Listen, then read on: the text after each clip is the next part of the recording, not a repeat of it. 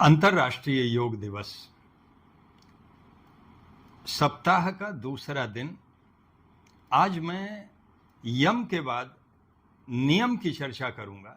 जिस तरह से यम 5 प्रकार के थे, उसी प्रकार से नियम भी 5 प्रकार के हैं।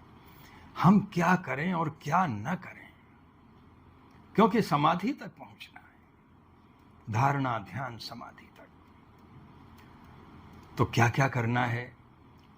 शौच, संतोष, तप, स्वाध्याय और ईश्वर प्रणिधान, ये 5 नियम हैं।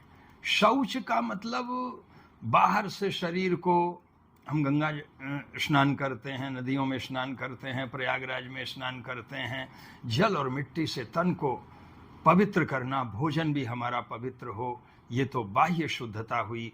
और हमारे चित्त के अंदर के जो विकार हैं, मन को भी धोना है, राग द्वेष आदि जो हैं उनको भी जो है हम परिमार्जित करें, ये आंतरिक शुद्धि हो गई। दूसरी चीज है संतोष। निर्लोभ होकर के जितना आवश्यक है उतने में ही हम अपना काम चलाएं, ये नहीं कि हमारी तृष्णाएं बढ़ती चली जाएं। तप, सर्दी हो चाहे गर्मी हो चाहे बरसात हो, प्रकृति के अनुकूल हम अपने तन को ढाल लें।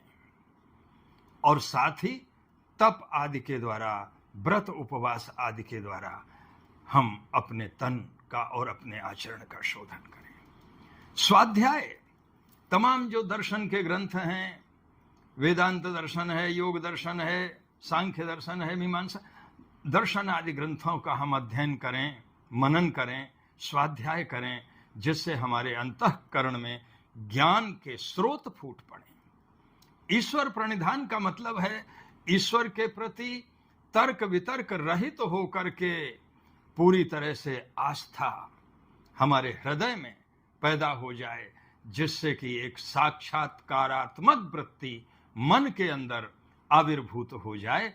इस प्रकार से 5 नियमों की चर्चा आज सप्ताह में दूसरे दिन मैंने की।